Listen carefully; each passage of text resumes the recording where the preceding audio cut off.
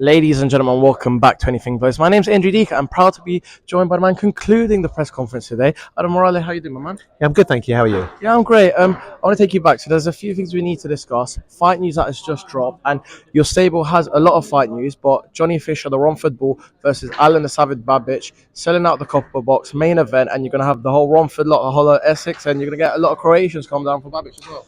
Absolutely, it's a terrific fight. It's an absolutely brilliant fight for Johnny Fisher. It's time for Johnny to show his levels. I think he showed them against Harry Armstrong. And I think as he moves up here, he's going to show them against Alan Babbage. Alan is not a world level heavyweight, but he's had some good successes against names, and it's time for Johnny to have a bit of that. And what do you make of his last performance against Stephen Robinson at the O2 Arena? Look, I think Steve Robinson was a potential Johnny Fisher opponent. I think he handled the height difference very well, Babbage. Look, Babbage v Fisher is not the two most skilled boxers in the world against each other. I think Johnny is highly underrated as a boxer. But the two coming together, everyone knows they're meeting in the middle. They're coming to knock each other's heads off, and it's got so much casual appeal, this fight. And another one of your fighters, which I heard on the other two interviews, cruiserweight, John Hedges. Is there fight news potentially for the undercard of that? Fight news pending for John Hedges on July 6th. A very, very good fight. Good step up for John Hedges. Not done yet, but really looking forward to that one. And a man I always love to see, and he was just having fun in the balcony and just walking around. Tommy, the Norfolk Nightmare Fletcher. Could there be a potential to get him on the O2? I'd love to try and get him on that undercard. I think he's very busy, and I think we're working on a few things with Tommy. Time for Tommy to step up, sharpen up in a few areas. I thought his last performance wasn't the best. I thought it looked better on TV than it did in real life. Mm-hmm. And Tommy Fletcher, yeah, he should be probably out in August or September. And is it an 8-rounder next? 8-rounder next for Tommy. Perfect. And how many fights before we go into title contention? Look, I think Tommy's just behind John Hedges. Hopefully John's going to fight for a title on July 6th. And Tommy's just behind him. I don't want Tommy and John to fight each other. No. But Tommy's just behind him, very different.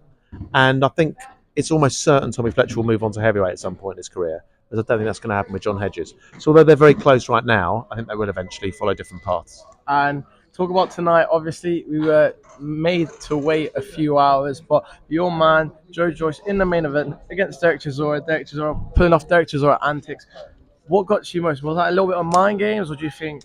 No, I think, look, there were contractual issues to be talked about that got debated, and then people were holding up on that, and we wanted the press conference to happen. Credit to Derek, and shout out to Nicole, Derek's manager, for sorting them out and coming down here. And Derek got on the tube, got lost at King's Cross, got picked up by a member of the public, got brought here late for the press conference, but it happened. It's released, it's out there, it's fight news, and it happened. And at a point today, I genuinely believe that fight wasn't happening. And do you see it selling out not only the O2 Arena, but is this one of the best domestic dust-ups we've had all year? Listen, but a lot of boxing fans are going to say it's a terrible fight. They're going to say you need to play it in double speed. It's two older guys, they're past it. But in terms of name recognition, Joe Joyce and Derek Chisora are very well known. Frank Warren is now back right at the top of the promoting game. TNT Sports behind it. I think it's going to sell out the O2. And I was literally right there when the altercation happened between Junaid Boston and the Fail twins. What do you make of that? Because I heard you on another interview said you invited him down. Let's go on Talk Sport. Let's watch Tommy Fletcher. And when you call him to figure out where he is, he's been kicked out of the arena. Yeah. So look, Junaid has within him something where he can't back down from a fight. That's just Junaid Boston. 3v1. He can't back down for a fight. If it's 10v1, Junaid Boston won't back down. That's the truth about Junaid. And 3 of them came onto him, and he stood his ground as if it was 10 of them. That's Junaid as a man now. As his manager, you love to see that in him because it's part of who he is. But also, he shouldn't be getting involved in scraps outside the ring, and he knows that. Now, fortunately, it was just handbags. Nothing happened between those three. A little bit of a scuffle. And Junaid knows that he's never going to raise his hands outside the ring. But it does prove for an intriguing potential future fight, and it just shows the man Junaid Boston is. And a great performance in his last fight with the Commonwealth Silver. Where's he going from here? Well, he's mandatory for the English title now, Lee Cutler. I don't think Lee Cutler wants that fight, so it's probably a vacant title. Junaid tells me he wants to fight Ben Fale on a 5v5 card. Let's see what that happens, but he's got the personality. He looks right, and he's got the boxing skills. I think he'll go all the way. And where did this beef/tension come from with the Fail twins and Junaid? Was it back and forth on Twitter? I think there's been a little bit of back and forth on Twitter, and I think they know each other from amateur days. They know each other a little bit. But I think there's a bit of Twitter beef, And then in real life, they saw each other and it boiled over. Before we conclude today, what stole the show for you in terms of having the press conference for the Magnificent Seven, Mark Chamberlain and Mo Zitama, and the main event, your boy selling out the O2 Arena? Great to see Dakers today. Dakers Adelaide, big step up for Seoul. And yeah, brilliant to see Joe Joyce back on a big stage. It's where he deserves to be. I think he's one of the best heavyweights in the world. He's got to show it against Chisora, then he can move on to Saudi. And I asked you off camera, a soft spot that hits my heart. How was it when Florian Marku sold out the National Stadium back home in Toronto? Unbelievable. Florian's an unbelievable boxer. I love him. No one brings a crowd like him. Maybe Johnny Fisher. Yeah. Maybe him and Johnny bring Get it. him and Johnny on the same card. Yeah, and they have very passionate, dedicated fans, and Florian will be back soon. And talk about that fight with Chris Kongo. And as you're saying, you scored it just slightly, like 6-4. You just scored it for Chris. Listen, I think you've got to be real. I think Florian didn't win that fight. I think Kongo started running away with it in the middle rounds. Florian kind of bookended it, but it wasn't enough. Florian couldn't throw his right hand. Couldn't throw it at all. Seriously damaged. Operated on the day after. I didn't want him to take the fight.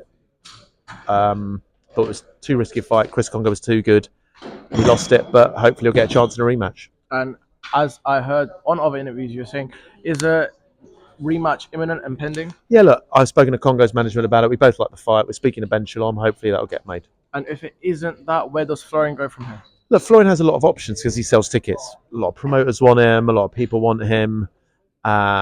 We really, really wanted the Josh Taylor fight, actually, after the Dylan Moran fight. Never materialised. Florian's coming off a loss. He's got to get a win, and he wants to put the Kongo situation right. So that's what I'm focusing on. And just before I let you go, mentioning Josh Taylor, do you have Josh or Castro winning? I know both of them quite well. I've worked with both of them as well, and I think it's a terrific fight. I think I'd like to see Jack Cattrall win. I think they're both great guys, but I think Josh has done it undisputed. He's had the career. It'd be nice to see Jack have a bit of that. He's denied the belts then. I'd love to see Jack win. Oh, and last one that's just sprung to mind. We had two welterweights here in Owen and Essuman. They're fighting for the WBO and the English. And you've got Harry Scarf as well. And you have Conor Benn. Could any of those fights ever happen? Because that Conor Benn fight was talked about for years with Florian. Yeah, I'd love those fights. I think Conor Benn is under a ban now in the UK. So I think that could happen. But Harry Scarf's definitely a possibility. Echo Essuman is a very, very good fighter. Yeah, look, they're all very, very good fighters and definitely in the mix with Florian.